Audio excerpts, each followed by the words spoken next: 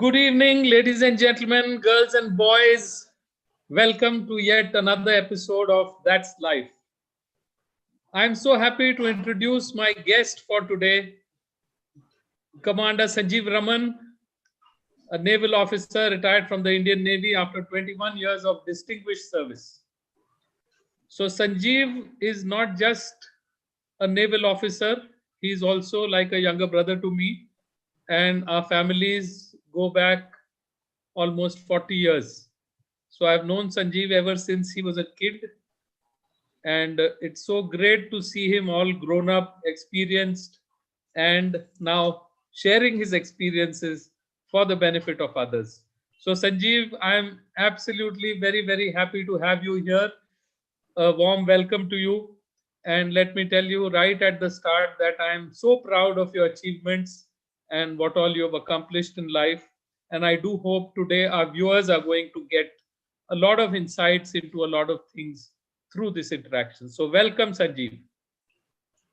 Thank you, Dr. Atul Sharma. Thank you very much. And it's my pleasure to be part of this conversation, and particularly the topic which are under the ages, what you call it, that's life. Actually, that's a very beautiful way to converse with the outside society, because that is what life is all about. That's life. So I'm really honored that you have given me an opportunity to interact. Thank you Such a very much. pleasure. So Sanjeev, let's start from the beginning. Tell me a little about your school days and what all you did during school. Well,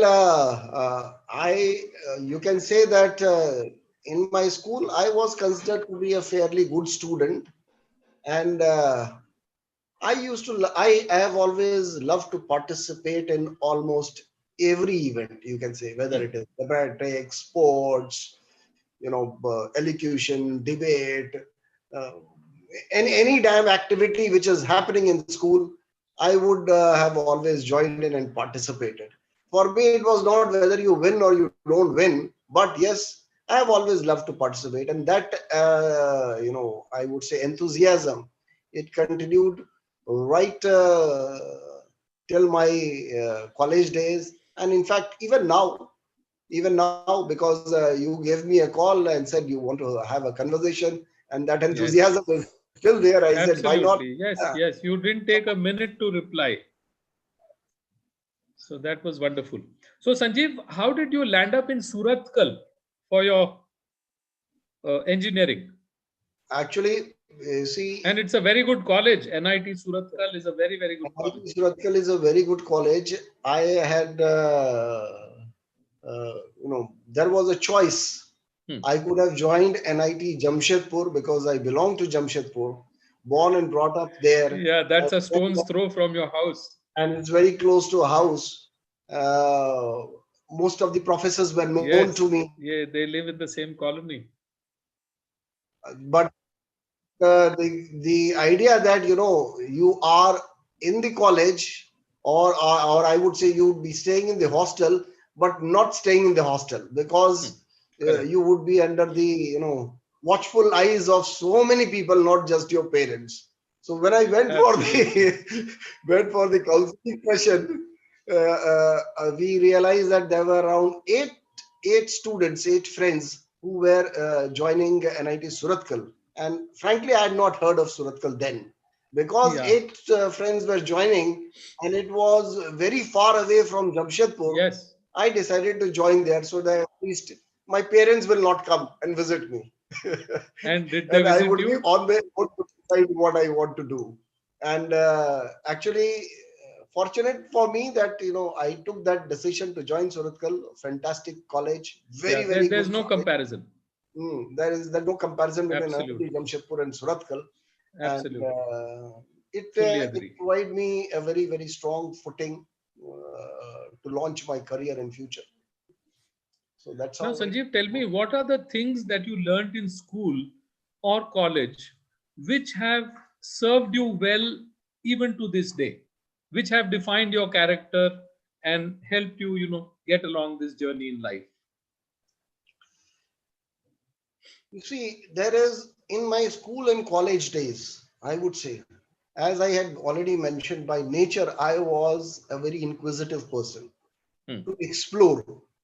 Anything which comes to my knowledge, I have always loved to explore, Beautiful. check and see for myself, to experience what it is. May not be to my liking, perfectly fine, but yes, if anybody says that, this is some activity which is happening, why don't you go and have a look? I would never say no to that. But the turning point was when I decided to join the armed forces. So that inquisitiveness to explore, it continued and possibly got a very firm footing, or I would say a very strong foundation in the armed forces. So But how did that come about? Did you not have a lot of resistance from family? actually not, I would say, because in my family nobody had objected to me joining any of the services. In fact, everybody in my friends, family, in fact, in college also, most of my close friends knew that at some point I would become an entrepreneur. And I was also more inclined towards entrepreneurship.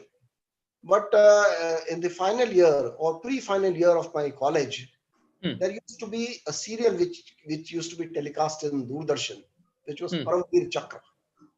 I remember. And I watched it. I Yes. was so motivated, so charged up, by that particular serial, that I decided not to appear for any interview in college except for the armed forces. Wow. So in the armed forces, the choice was very limited because I was And doing this was a metallurgy. campus interview that you had. I had a campus interview, but I had a very limited choice because uh, Army did not take metallurgist. I was doing my engineering in metallurgy. Air Force did not take metallurgist. Only Navy did. So when I Oh, appeared for the naval guys had come for the campus interview, they shortlisted me, and I went for my SSB in Bhopal. And after I had applied for short service for 7 years, and decided I would spend some part of my life in the armed forces. Then I would spend another, maybe a decade in the corporate, and then move on to my corporate or entrepreneurship, which I'd already decided. But luck would have it, when I left college, I had not got my confirmation letter from the Navy, and I had not appeared for any of the campus interviews. okay. And one fine day, I got a telegram from the armed forces that, are you willing to join permanent commission? I said, Oh, whether it is short service or permanent, if I've already made up my mind to join the armed forces, you as well do it a permanent commission. So I all right. opted for permanent commission. So that's how, instead of 7 years, I spent it up, spending almost 21 years in the armed forces. I'm very, very happy that I took that decision to, convert it into the permanent commission. In fact, before joining only it, or so to say, Navy gave me an opportunity to convert it to a permanent commission, and I'm very happy I took that opportunity. Yeah, see, man proposes, God disposes. So God had other plans and he converted it to a permanent commission. So great. So Sanjeev, tell us about life in the Navy. See, a lot of times I wonder that how would a day on a ship look like, and day after day, because Army we know, Air Force we know, on the ground they have PT, they have their day. So on the ship, how is it like? Well, you see, once a ship is out at sea, okay, unlike in the army or in the air force. In fact, air force, you if you go to an air force station, there are set routines where people will go for flying, and there will be Correct. ground staff who will do all kind of supporting activity. For army also, if there is an infantry battalion or an armored division, they carry out their exercise, and you have got support services to cater for that. But in Navy, it's a totally different life. The moment you step on board ship, whether You are a cook or a steward or a gunner or a technician or a, logistician, doesn't matter. Everybody is on board ship, and ship is out at sea. So everybody is a part of the fighting force. There is no discrimination anywhere. Everybody will have to play their part, their role. Beautiful. Okay. So whenever we have an exercise, so everybody has to contribute in that exercise. Hmm. If a person is not supposed to move from his station, then the food is served at his station, and accordingly, the galley staff, they prepare the food, they serve, they ensure that it is packed and it is given to the respective So, places. So everybody has got a role to play, and we do recreations accordingly. You play volleyball on the deck. When in fact, we have been doing firing. You lie down on the deck and put a dabba, tina una laga karke okay. backside mein, and you sit down with a gun and do a firing Target practice, practice. target practice. Wow. So that kind of activity also we do once you are out at sea. But when you are in harbor, obviously it's a totally different routine, because once you are in harbor, there are a lot of activities associated with repair and maintenance, and dockyard has to come a role to play. Hmm. So there is a technical team which continues to look after the repair and maintenance part. Then the executive team looks after the other aspects of workmanship or seamanship and various kinds of sports and other things which happens. But out at sea, it's a totally different life, because you do not really get that kind of free time. It's hardly a free time when you are out at sea, and it's a very very good life, because I have never seen sea in so many different colors.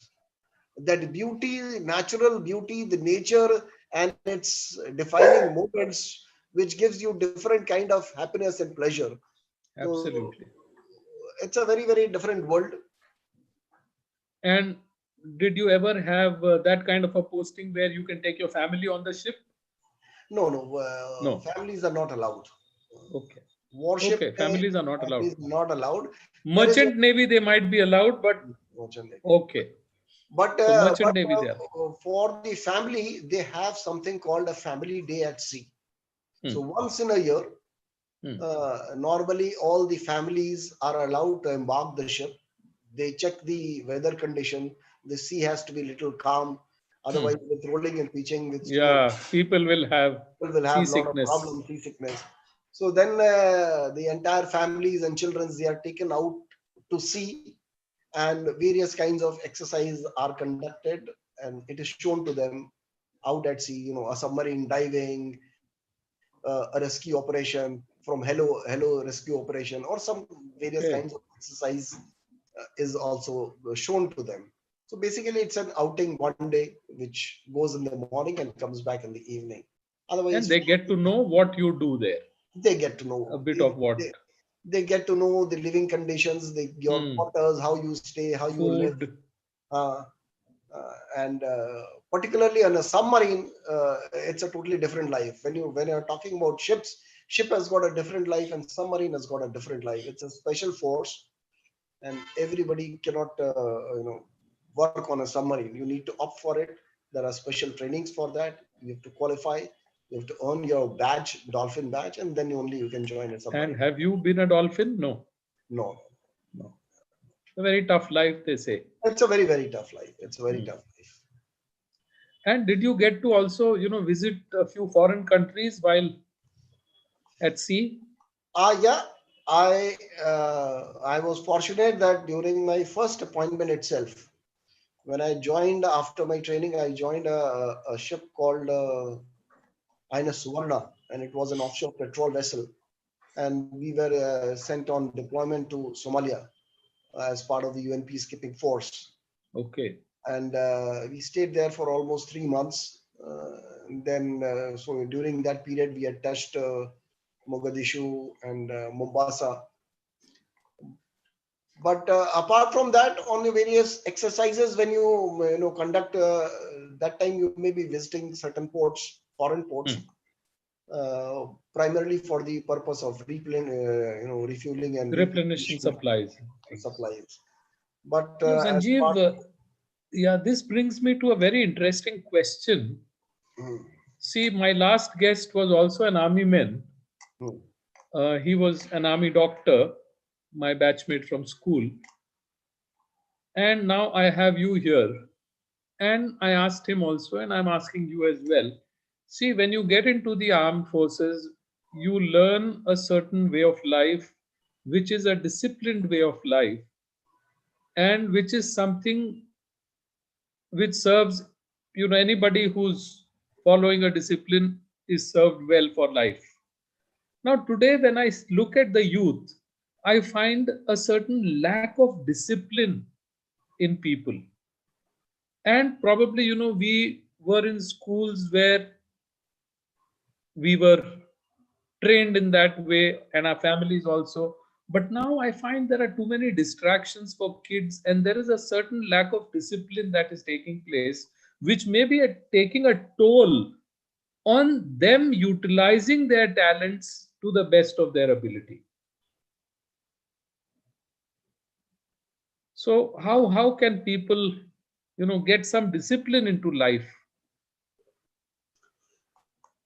Well, you see, I won't say the current youth is as having this problem. In general, I would say Okay. people outside, so society in general is having this problem, Okay. Civilians. not just youth. ठीक है ना? In fact, Hmm. youth are much disciplined. They are very disciplined. I find them much more disciplined. Okay. In fact, when you in the current world you interact with them, their adaptability to the situation, to utilize their time management with various kinds of concepts which is happening is much better than possibly you and me can do it, considering the changing scenario.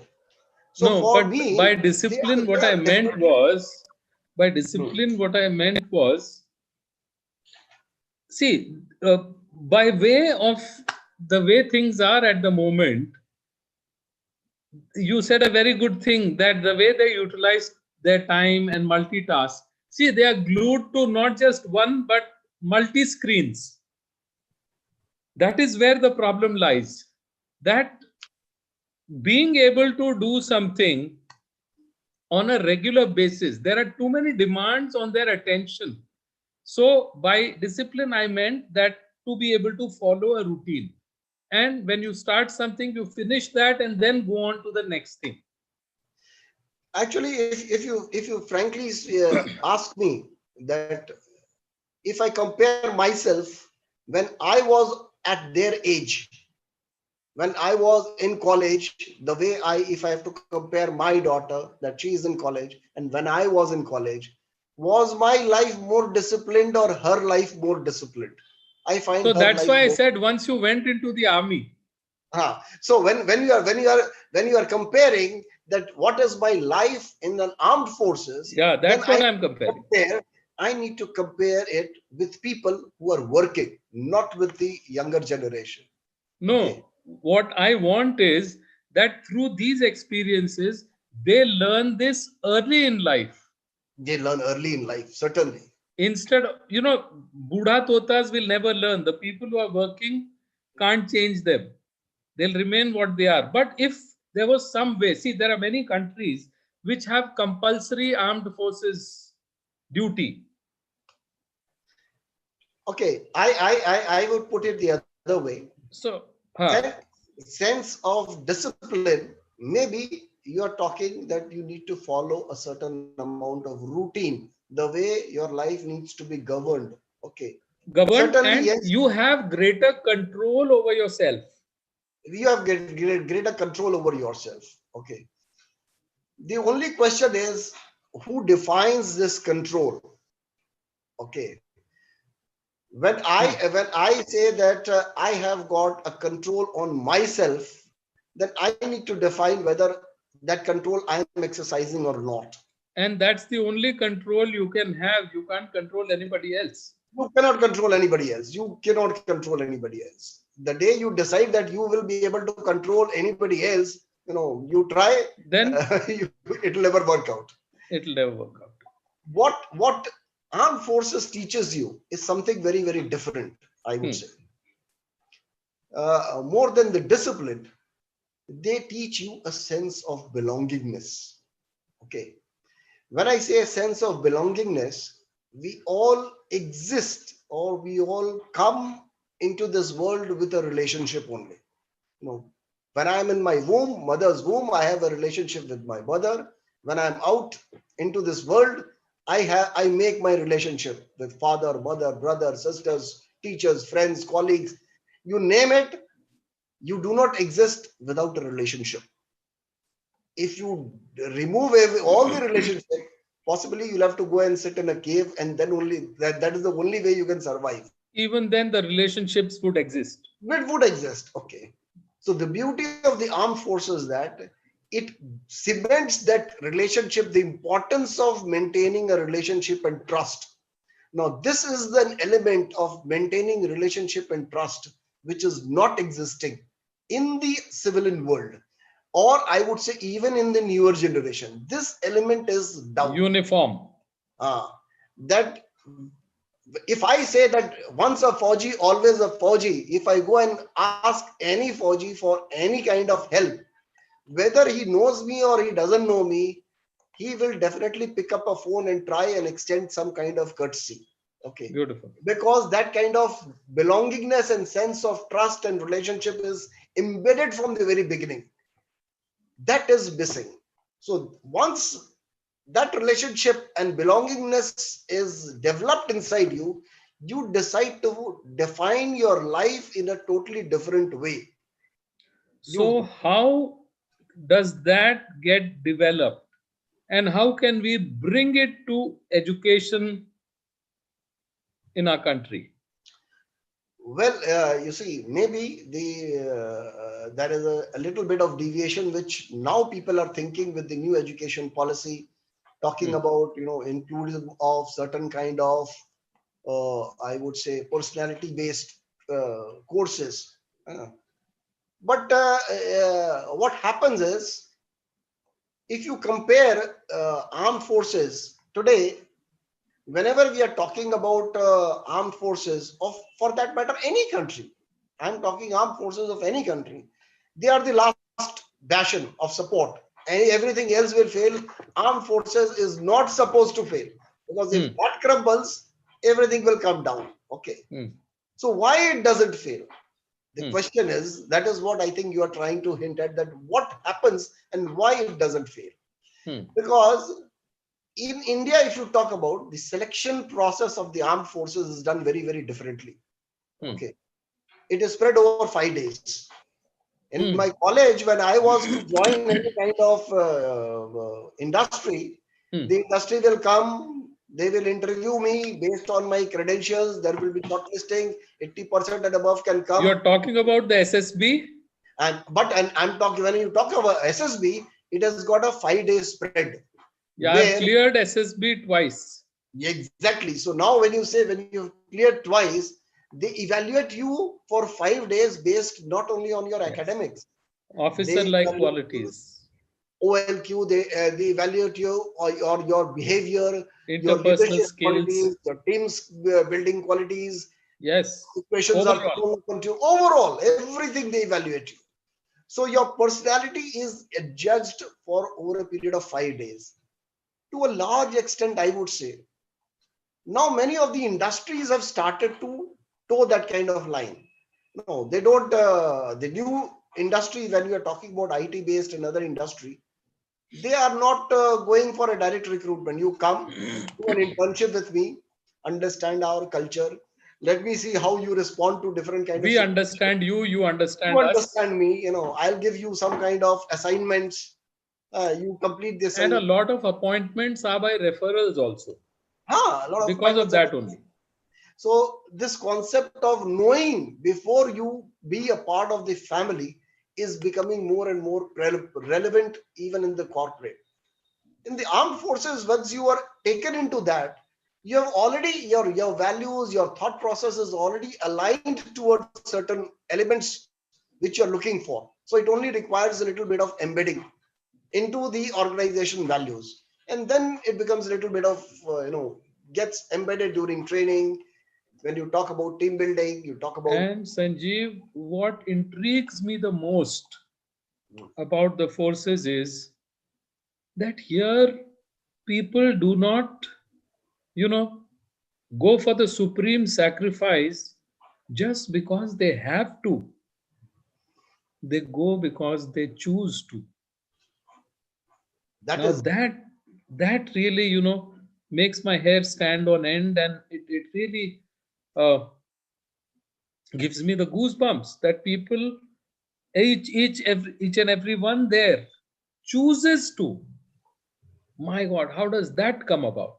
No, that can only come about if you build trust. Now, building that kind of And trust. the families also, they are also prepared, and everybody, they say, we are proud of our son, we are proud of our husband. Now that's a great and beautiful thing. Not only that, in fact, if you go and visit any cantonment, Hmm. you'll be surprised that you visit half the family people who are staying in separated quarters. When you stay in separated quarters, means your father or your mother Is are on already the in the field posting. correct. They are having field duty. The children are not bothered. They are very happy. They are not. Yeah, army Nobody takes care of its makes own. Yes, nobody makes absolutely. a very goody face. Whether he will return, he will not return. It doesn't bother them, because there is tremendous amount of trust and faith in the organization. That Support. organization support is tremendous. So that kind of trust. That is why when I say that in the armed forces there are certain words: trust, loyalty, respect. These type of words have got lots and Take lot on of a new meaning. meaning. So whenever we talk They about take on a trust, new meaning. Absolutely. So how can we build hello, this same trust in civilian organizations? I didn't hear you correctly. How can we build the same kind of trust in bodies Hello. and organizations, that are non-armed? What is the backbone of this trust?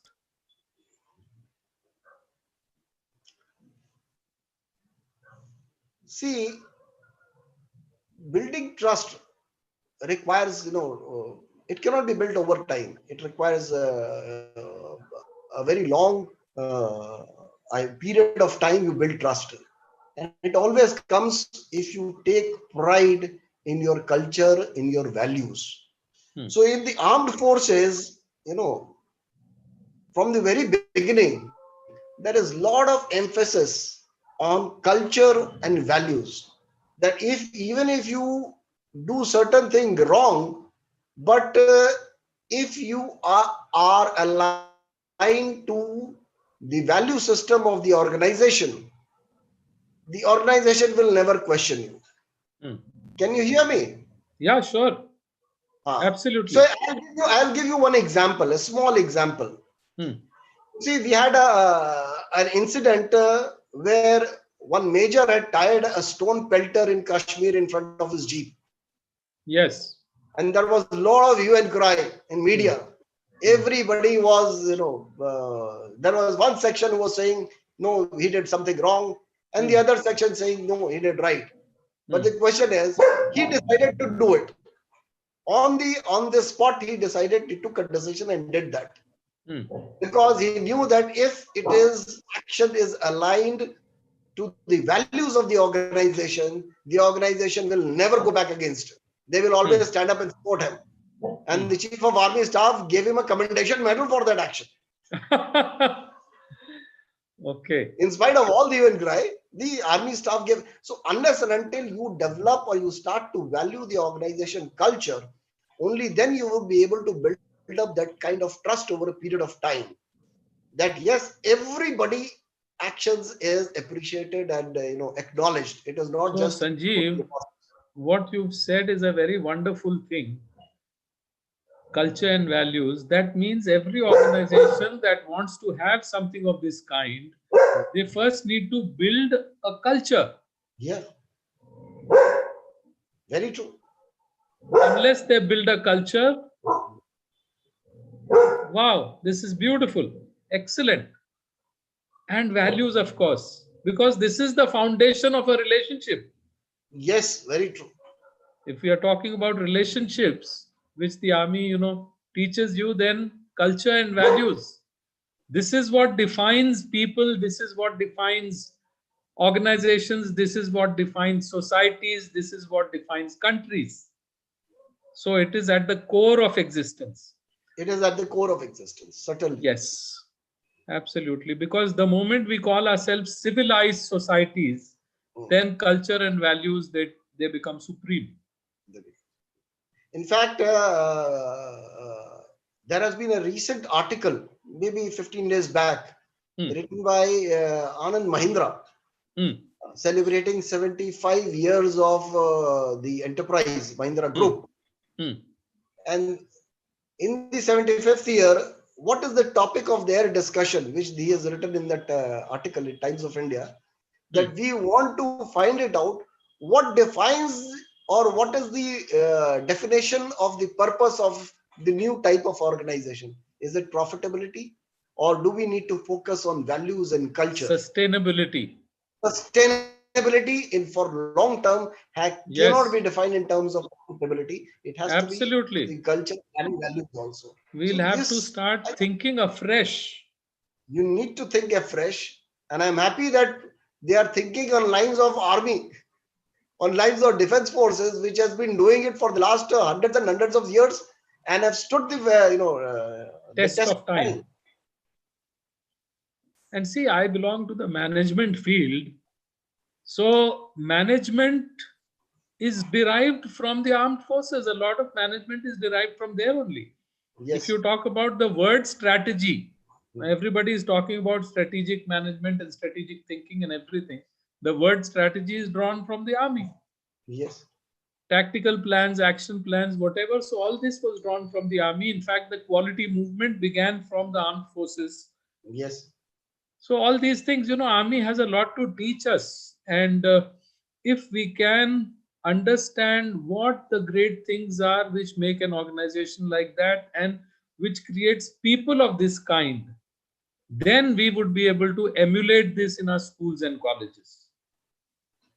Because see, there are some things, I feel another thing that the army does to you is that, whichever force you are part of, there will always be unity on the essentials. Being an armyman, can you have, dissent on essentials?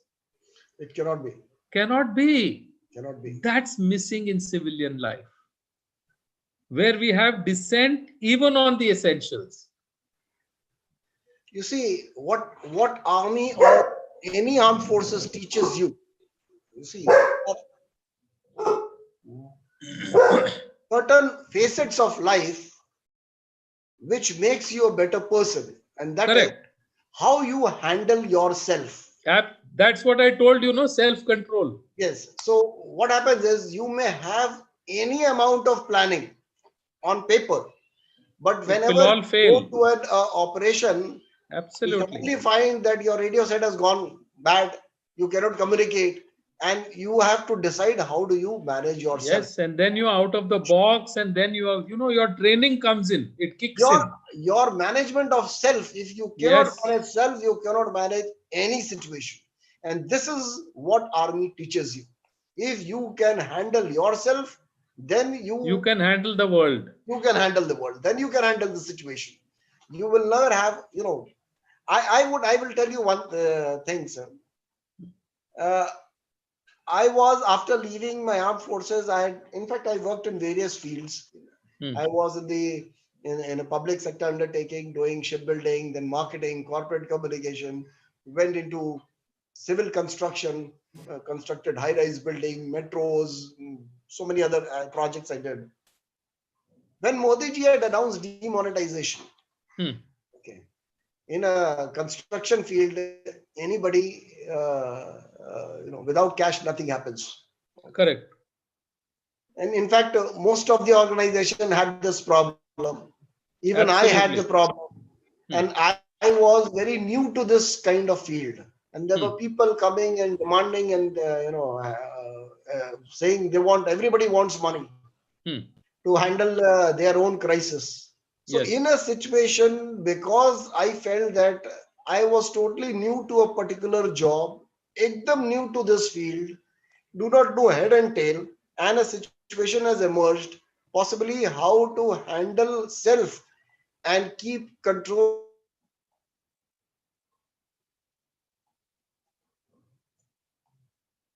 that particular situation. Correct. Otherwise, it is very, very difficult. You better you resign, leave the job, and go. That is what people will tell you. So That's if right. you, If you can't cope, you got to leave. That's what they'll say. uh, so that is what army teaches you. And why do you think, you know, being in the army is important for the youth? Are you getting the best talent to the army these days? No. Well, That's been a problem always. I would say certainly no. We are not getting the best talent, primarily because you see, in fact, there has been a recent debate. Lot of in the last 2 3 days, there is a lot of news in the newspaper that army pension is now being cut and things like that is happening. Hmm. Your pay in any cases is reduced. Uh, Hmm. it becomes very, very disheartening to see that when you talk about field stations, a person who is posted in Siachen gets a high altitude allowance of some 36,000, and a Babu, a bureaucrat posted in Shillong, he considers itself as a field posting in a high altitude and gets 72,000 bucks. So this kind of disparity is there. So people don't want to join, first of all. And over a period of time, there was one thing which which was associated with the armed forces, Hmm. which has slowly got degraded. I won't Hmm. say that everybody joins with the purpose of money, but yes, everybody wants a decent life. So obviously, you need to have a good salary. Money may not be the only criteria, but there was a status associated with the armed forces. Absolutely. Now that status is also over a period of time gets diluted. So although civil society in the time of crisis look up to you, but when there is no crisis, they don't bother for you. So that is a very, very disheartening aspect, and many people don't want to join. So you find that when I was there in NIT Surat, if people had come for recruitment, there were in my batches there were people from IIT. People used to go to IIT for recruitment and armed forces. But now, none of the NITs or IITs people go recruiting armed forces people. Nobody joins. Yeah, So that's why obviously, I asked. the quality has come down. But fortunately, in spite of all the kind of pressures, the armed forces have decided not to, I would say, lower the SSB Their standard for standards. recruitment, Yes. their standards. So to that extent, definitely, whosoever is coming, they are meeting those standards. Although the choice is limited, but within the choice, whatever best is available, we are getting that best. So Yeah, at and least there's the no dilution of standards. intake standard has not been lowered. Maybe you have got less choice. Agreed. Now, Sanjeev, you are writing a book. Yes, Could you tell us something about it? You've written the book. Now it's under production. So yes. tell us a little more about the book. Well, you see, what is happening today in the society, or I would say in the corporate, in the last 10 years? We had this financial crisis in 2008, and the big giants, Lehman Brothers, Citicorp, so many companies started to collapse, and there was a lot of trust deficit which is built up within the organization.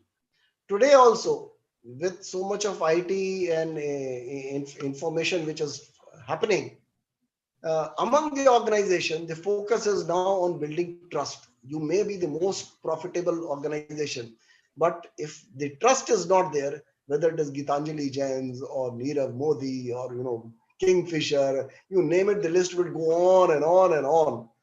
Correct. So how do you build trust with your people whom who work for you, as well as with the community outside within Stakeholders, which all you stakeholders. operate, all stakeholders. Hmm. And this, in the COVID situation, we are saying that this factor of trust is getting a lot of importance. Hmm. So my philosophy of whatever I have learned or experienced in so many years, in 30 years, I have broken down into three basic components, and which I say that every organization, and when I say organization, a family is also an organization. A father, mother, Correct, it is. not a role.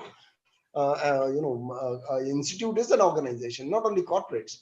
So every organization has a philosophy, a thought process, a culture, a value, which is the core of that, as I mentioned. With that core, your thought process evolves. Hmm. Your philosophy on which you build your foundation, Based on that. based on that is evolved. Hmm. Based on that foundation, I define that foundation as called vichar of the organization. That is the Agreed. vichar. And vichar has to be translated into behavior. Absolutely. So that behavior, I have defined it as achar. Hmm. Okay. And achar needs to be on two fronts. You cannot have an organization which is only philosophical in nature and doesn't talk about money. Actionable. And it also talks about money. Hmm. Because in my Hmm. family also, I require money to run my family. Otherwise, Hmm. how will I pay my children's tuition fees, her education, certain things. Everything requires money. So money is an important facet of any organization. So Hmm. whenever I'm talking about achar and behavior, the behavior has to be on two folds. One, Hmm. in terms of money management, as well as self-management. How do I control myself? Only then I would be able to handle everything. So Hmm. money management as well as the self-management are the components of achar behavior. Hmm. And thereafter, whatever I have done, that needs to be communicated to society to build Hmm. trust. What if I do not have trust with my family members, with my employees, with so many people, and the area where I am operating, the society, the community with which I'm interacting, if they don't trust me, then I cannot have a long-term sustainability. So I need to build trust with them, and that requires prachar. Hmm. Your thought process, which are achar, needs to be transmitted to the entire community, all stakeholders, for which you require a different type of leadership. It Hmm. doesn't require leadership which only talks about money. We need to focus on money is important, as I said, that money is important, but how that money is acquired is equally getting important. So And how that it is focus, spent. how it is spent. So my entire thought process of maintaining a sustainable organization is you build a concept of vichar, achar, and prachar, and then follow that entire concept to build a sustainable organization. That is the entire concept on which I have written this book. That's excellent, Sanjeev. And it is based on our age old principles. These are the things that Chanakya taught. Yes, yes, yes. In These fact, are the principles that Chanakya taught. This is what he meant. And he had his in his treatise things for the king, things for the subjects, things for the rulers, the governors, for everyone. He spelt out a lot of things. And yes. most of it was all to do with economics, to do with. And who knew that, so long ago there was somebody who was such a great economist who could give a treatise of that kind at that time? What is the name of your book? The name of the book is The Morality of Profits. Beautiful. Profit is important, so I said morality of profits because it has to be, that how it is to be acquired not must be Yeah, also it has a lot to do with the color of money as well. it has to go through the color of money also. And what it has a very very strong, I would say, Message. message which I've derived from a lot of mythological stories, work by experience in the armed forces, in the corporate. So it's a real blend of whole lot of, I would say, concepts which has been explained in the form of a storytelling. We can Okay. taking cue from right from Ramayana to Mahabharata to various other aspects to armed forces to corporates. And like our Panchatantra. Ah, yes, yes. So many things. So that's wonderful. And who are the target audience? Mostly corporations and people working in corporates, but I would say this is very relevant for students as well. Students, yes. My target audience definitely is the working professional, Yeah, but and then students then students, because who if would you be joining the understand, force. if you understand this concept in the school, in the college stage, then Yes. you would be able to build your life in a totally different way. Rather than learning the hard way, if you should understand the concepts in the very initial stages, it will help you to guide your life in a different way. So my And focus see, is this on talk show students. also, I started with that in mind, Hmm. that the youth, when they come and hear experiences of people who've been through significant things in life, then they can learn from that and modify their own thoughts accordingly. Because thoughts are the foundation of actions. So their behavior would be governed by their thoughts. So I think another problem that I find, Sanjeev, these days is that kids don't read. Actually, most of them, what they have started to, the new concepts have come up. You see, many of my friends also, they want to read audiobook. So they Yeah, want to do see, their I'm on Audible portfolio too, and but want to do sitting audio, with a, and I've got read Kindle audiobooks. also, but I don't get the feel on Kindle or audiobook. I would say maybe 25-30% you may be able to take it down. But reading and understanding is a serious business. Actually, it's a very serious business. It requires a lot of effort. It requires a lot of effort. If you really want to understand the concepts, what any writer has written in his book, you need to be very, very patient, read it word by word.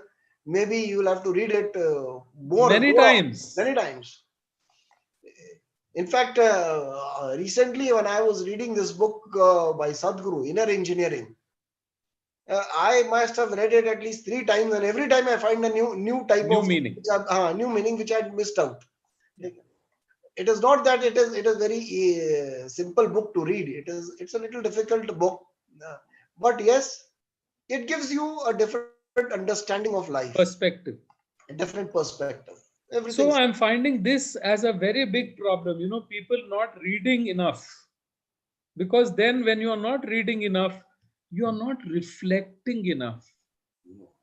And thinking and reflecting gives birth to everything, all the out of the box, in the box, beyond the box, under the box, over the box. It comes from here, it comes from thinking. yes, it So comes from. people don't read, they don't reflect, then they are very shallow. Then I don't know. There's so much of time wastage going on. And people tell me multitasking, I tell you, I feel unitasking is the thing. A good multitasker is a person who can do many tasks during a day. Not many tasks at the same time. You are driving and you are having your phone here and you're doing something else also. Now that I don't agree with. No, even I don't agree. In fact, multitasking in the real sense, what you have said, that is what That multitasking is is. multitasking. You do multiple tasks. I'll polish my Ah, shoes, I'll iron my clothes, I'll clean out the garbage, I'll water the plants, I'll give food to my dogs, take them out for a walk, and then I'll go to college. yes. In fact, So that's multitasking. Doing multiple tasks. These people feel in the that. armed forces, Hmm, so whenever in armed forces, every officer, in fact, every Jawan, I would say also to some extent, But officers, every officer, you are not doing a 9 to 5 job in your office, because in any case, that is your main duty. Whatever has been assigned, if you are a gunnery officer, or if you are a chief engineer in a warship, you are a chief engineer. But you are president of a mess committee, you are wine secretary, somebody is a store in charge, Other functions. somebody is, something is happening, he is the main coordinator for the event, somebody is responsible for fundraising, so he is supposed to draft out all the letters. These are all activities which go on parallelly, which you are supposed to do. You cannot say no to any of these activities. Every other day, you will find there is some kind of station reception which is happening. Some dignitary has come. So it is not the responsibility of only the logistic officer to manage the station reception. No, everybody is defined role. Somebody will, look after the wines. Somebody will look after what kind of food. Somebody will do this. Somebody will do that. Entertainment. So everybody, and this is over and above your what job you're doing. You have to find time for these kind of activities. Only then you would be able to actually, space out your life, I would say. If you're only doing your 9 to 5 job, and your life becomes very, very monotonous. You're not able to space out your life to that extent. It becomes very boring. Very, very good, Sanjeev. There have been some very, very valuable insights that you've been able to share. Now, I have a rapid fire for you. Okay. And you can choose one of the two or give a third alternative. Okay. that is up to you. All right, Sanjeev, as a place to settle, Jamshedpur or Noida? Jamshedpur, any day. Okay. Whiskey or beer? Whiskey. Whiskey. Red wine or white wine? White wine. Okay. For holidays, mountains or the seaside? Well, I am fascinated by both. Sea is my first preference because I spent a lot of time in sea. But I'm fascinated by both. Wonderful. Vegetarian or non-vegetarian food? Well, preference non-vegetarian, but with age, it changes. Now it is slowly changing. But I prefer non-veg. Kareena Kapoor or Deepika Padukone? None. I am happy with my wife. No, this is like a preference for an actor or actress. So if you ask me to that way, I will prefer Hema Malini. Okay. All right. Our days, heydays. Our days. Rekha, Hema Malini. Hema Malini. So Ranveer Singh. Now there are which Ranveer? One is the actor. One is Deepika Padukone. The other is Rishi Kapoor. I don't have a choice. Neither. Maybe there, Rishi Kapoor, his father, would have been a better choice for me. Wow. And Indian music or Western music? Indian music any day. Any day. And suits or Jawahar jackets? I prefer suits. Being from the army background, you prefer suits? I prefer suits. So excellent. So that was a good rapid fire as well, where we got to know a little more about your choices. I would have thought you would like the mountains because you've been at sea all your life. So I felt you would love the mountains, but sea still has that attraction for you. You would like to go back to the beach as your first. Yes. Yeah. So you've built that relationship with the sea, that connect. Yes. When given a Very choice, strong. Somebody says that you build a home or a farmhouse or would be near the sea. Near sea or in mountains, I prefer sea. Yeah, beachfront. Beach. The freshness of sea is very, very good. Yeah, and they say the climate of the seaside is better for health. Very good for health. So good, Sanjeev. Now, what is one message that you would like to give to the youth? people who are just about to enter the corporate world and start building their careers? Well, It can be a longer message. It can be several things that you would like them to keep in mind. you see, I would like to break it down into maybe 4 or 5 points Hmm. per se. By and large, all of us from the very beginning start to think what we want to become in our life. Okay. But when you decide what you want to become in your life, add one component to that, and that is how you want to contribute to society. Because what you want to become in life defines your purpose of life, and Hmm. how you want to contribute, that helps you to constantly do a self introspection of Hmm. yourself, whether what purpose you had defined, are you able to move in that direction. And when I say, I want to become a doctor or a scientist or whatever, but there are so many doctors and scientists. How you want to contribute, when I say, it should be that after becoming a doctor, what you want to do. You want to Hmm. serve the poor, you want to develop, get into some kind of research to find a new medicine or some vaccine, or new technology you want to work. So whatever is your purpose or definition, if you link, you must try and link it to how you would like to contribute to society. So that would give you a more a belongingness or a purpose, more defined purpose of your life, in which direction you will be going it.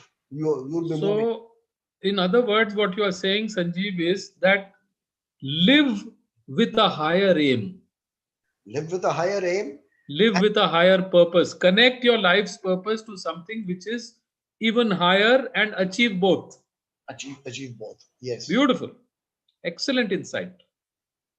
And second is, don't hesitate to take risks. Hmm.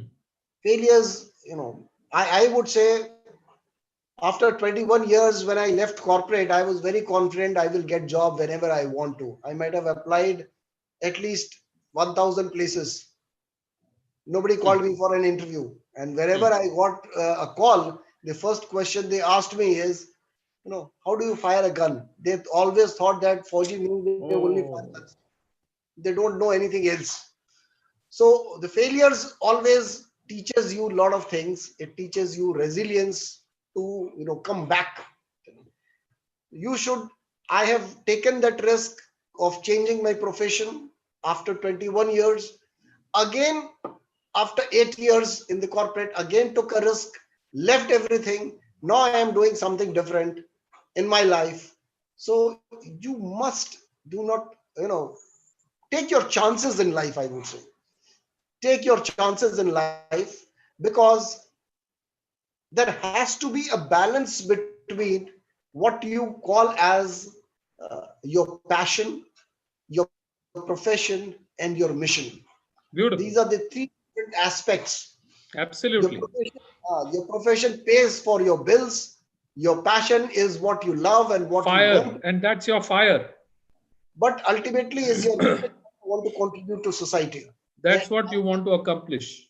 that is what you want to With accomplish. your passion, through your profession, get to your mission. Get to your mission. So, in this, if you have to do this, you need to take certain element of risk. If you are only thinking, no, I will not move beyond my comfort area, Comfort zone. you need to come out of that and test yourself. Don't hesitate to test yourself. So first Correct. is that you must evaluate your profession with your contribution to society. Test yourself, test your limit, take risks in life. And third, very, very important is, which right now a lot of people or the COVID situation has taught us, and that is Adaptability. respect everyone. Be Okay. grateful. The develop an attitude of gratitude. You should be thankful for whatever you have got in life. Don't crumble, what you don't have, forget about it. But what you have, be thankful.